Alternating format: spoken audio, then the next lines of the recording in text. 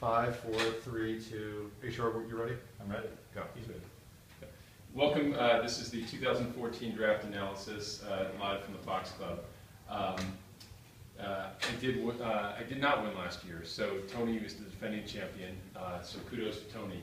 And Tony also got the first pick this year. And I would say after this draft, Tony used that first pick really well. And at this point, I'd say he's the odds-on favorite. Tony has Peyton Manning and Phillip Rivers. Good running backs like DeMarco Murray and Marshawn Lynch. High reward Rob Gronkowski if he stays healthy, which I think there's a good chance he will. And he filled it in with pretty good depth and pretty good wide receivers. So, and he reached probably for the Seahawks, but that was a confident pick by him in the 7th round. But I think Tony's looking very strong. I think after that, in looking at this, to me there are about 4 teams that are all looking pretty strong, behind Tony for sure, but looking pretty strong. And those teams, I would say, are Andy, who has Drew Brees and Kaepernick. He's got really good wide receivers with Demaryius and Jeffrey. His running backs are all questionable. When your top running back is Toby Gerhart, you can't feel great. Shane Vereen could be good, don't know. Rashad Jennings, I know he's the #1 back for the Giants, but I don't feel great about that. And so I think he's got definite issues there. And then he went another 5, 6 rounds without picking a running back. So I think he's going to have his issues week to week. But he's in there in that group. Similarly, I do think Trevor probably falls in that pack, maybe a little further back in that sort of foursome pack. He's got his Aaron Rodgers. Sam Bradford, I do think, is going to have a decent year. Jake Locker, nothing great, but could surprise you any given week. Pretty good running backs with Gio Bernard and Alfred Morris. Great tight end with Julius Thomas. And his wide receivers, I think Jordy Nelson's great. Between Welker and Golden Tate, he's going to get somebody good. So I think Trevor's right in that 4 pack there. Skipping over a couple folks, I think also in that pack, I'd probably put Colin, which is with Matt Stafford and RG3, high risk, high reward there. I like the Eddie Lacy pick. Starting in week 3, Ray Rice should be decent. His wide receivers with Julio Jones and Michael Floyd. Randall Cobb, pretty good too. I think he's going to be fine. I don't think he has a great team by any stretch, but I'm not sure anyone does other than Tony.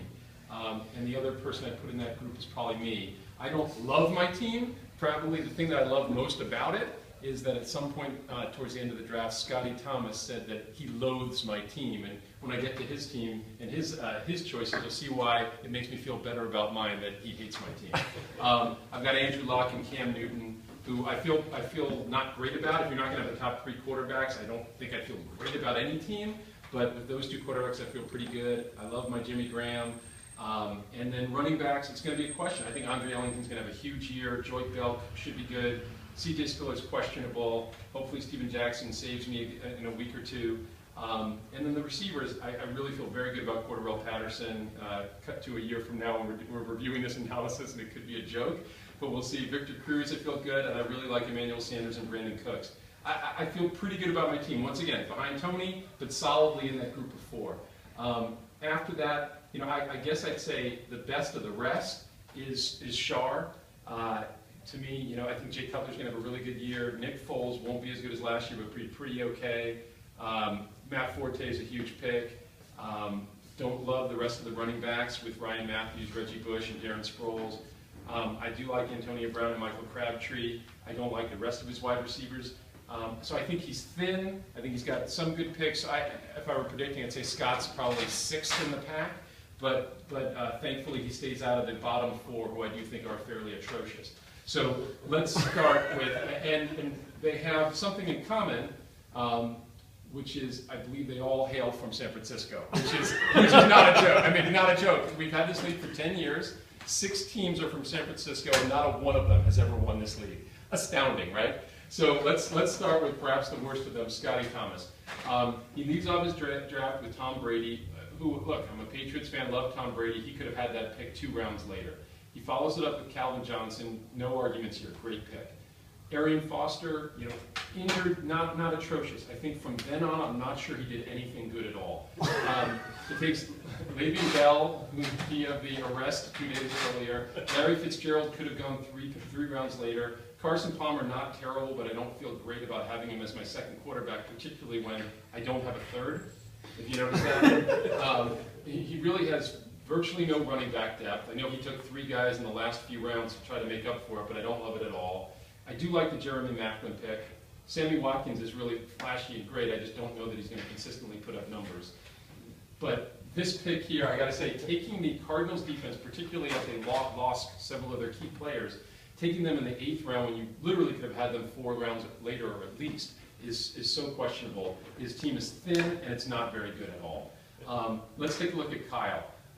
Kyle has the distinction, I think, of actually making the worst pick in the entire draft this year, which was Vernon Davis in the 5th round. Did not have to be done, no reason it to be done. He wouldn't have been probably in the next 3, he may not have been in the next couple of tight ends taken anyway, and even if he had been, it would have been a couple rounds later. He has one obviously great running back in Adrian Peterson. The rest of his running backs are frankly all question marks. Doug Martin, Bishop Sankey, Lamar Miller, and Jeremy Hill. Quarterbacks, Matt Ryan, Ryan Tannehill, Johnny Manziel.